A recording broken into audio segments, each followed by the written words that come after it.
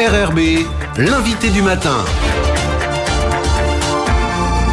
Bonjour Jean-François Bodin. Bonjour Nicolas. Regard croisé sur le peuplement de la Nouvelle-Calédonie, c'est le thème des rendez-vous du congrès de ce soir et vous recevez le conférencier ce matin. Oui, Christophe Sand, bonjour. Bonjour. Vous êtes archéologue, vous êtes accueilli à l'IRD depuis quelques mois maintenant. C'est vous effectivement qui allez parler de ce regard sur le peuplement de la Nouvelle-Calédonie. C'est un travail un peu original que vous avez fait. Il ne s'agit pas simplement de remonter à l'origine du peuplement de la Calédonie, mais de voir comment elle a été peuplée d'une certaine façon.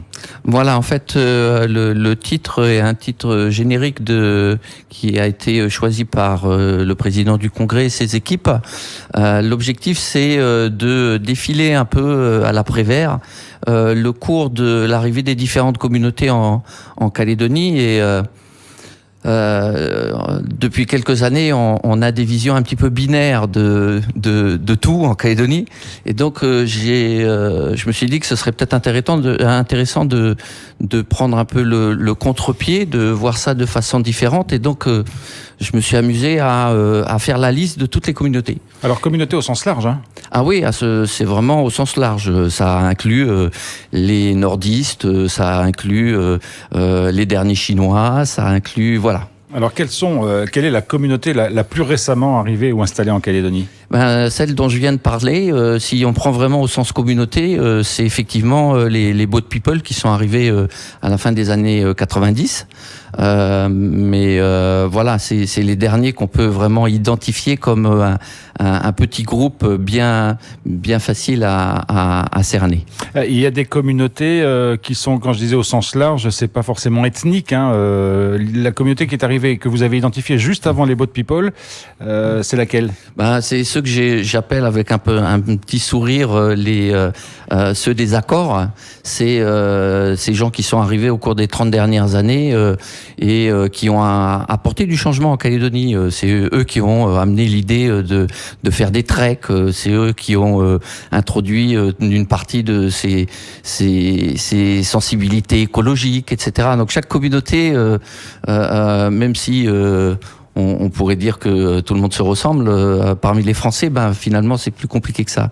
Est-ce que vous avez fait au cours de ce travail, vous avez eu des découvertes qui vous ont un peu surpris ou des choses auxquelles vous ne vous attendiez pas spécialement ? Oui, par exemple sur les Indonésiens, les Javanais,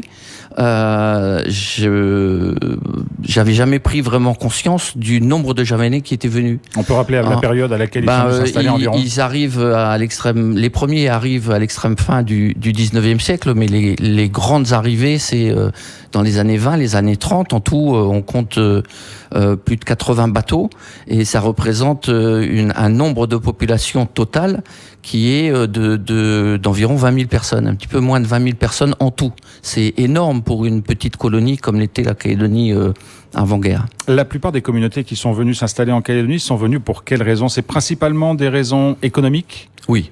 Définitivement, que ce soit les nordistes, que ce soit les petits colons, que ce soit les différentes vagues de travailleurs, voilà, même notamment aux Javanais ou aux Japonais. Voilà, mais on peut aussi se dire que une partie de l'arrivée des bagnards, c'était aussi quand on voit comment ils ont été utilisés pour la première période de la mine, par exemple, ou pour construire des routes, ou pour faire des ponts, on peut se dire que l'aspect économique était aussi extrêmement prégnant dans le bagne calédonien. Alors vous avez parlé de la communauté javanaise, sur laquelle vous avez un peu découvert des choses. Est-ce qu'il y a d'autres communautés dont vous n'imaginiez pas l'histoire en Calédonie ? Non, pas plus que ça, mais ce qui est assez frappant dans l'histoire calédonienne, c'est que l'installation de chacun des groupes est à chaque fois une installation difficile. C'est-à-dire que les gens, ils arrivent avec des rêves, ils arrivent avec des espoirs, et puis ça se passe pas comme prévu. On peut prendre le cas emblématique de celui des Japonais. Quand les Japonais ils viennent en Calédonie,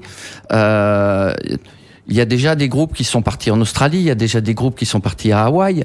Donc, ils savent ce que c'est l'immigration pour le travail.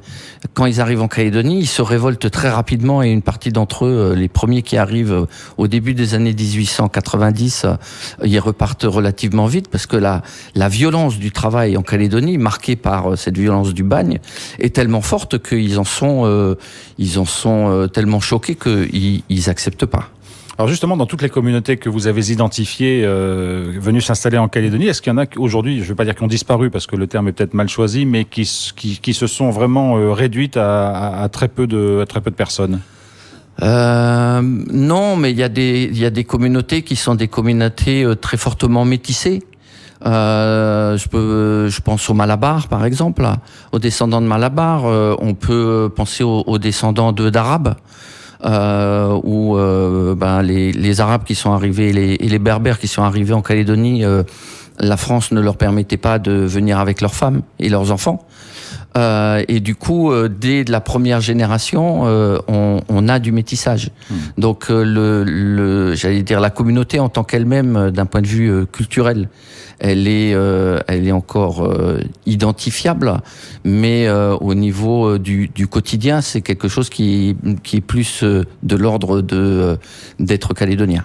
Christophe Sand, est-ce que vous évoquerez ce soir aussi l'origine du peuplement en Nouvelle-Calédonie et quelles sont les données et les travaux que vous avez menés là-dessus? Qu'est-ce qu'on en sait aujourd'hui? Ce sera, imaginez une vingtaine de communautés en 1 heure, ça fait à peu près 2 à 3 minutes par communauté. Vous les prendrez dans quel sens, des plus anciennes à la plus récente? Ah oui, du plus ancien, oui. Soyons chronologiques. Voilà, et puis mon côté archéologue m'oblige, voilà.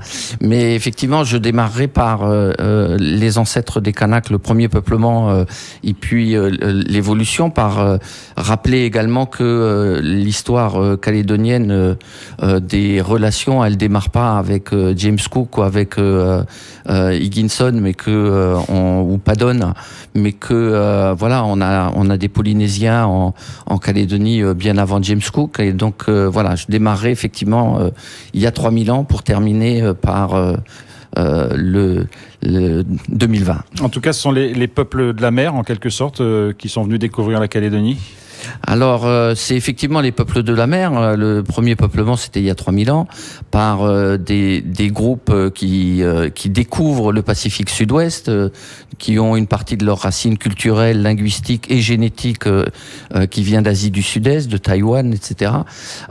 Et puis, il faudra finalement attendre le boom du nickel dans les années 60, début des années 70, pour que ce soit pas des arrivées par la mer, pour que ce soit les premières arrivées véritablement par avion, mais jusqu'aux années 60, tout le monde est arrivé par la mer.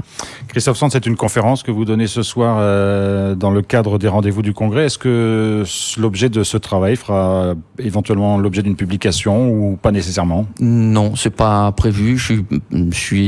C'est pas mon domaine d'expertise, donc non, c'est pour le plaisir de partager. Donc comme on ne pourra pas lire, il vaut mieux aller vous entendre ce soir pour avoir les éléments.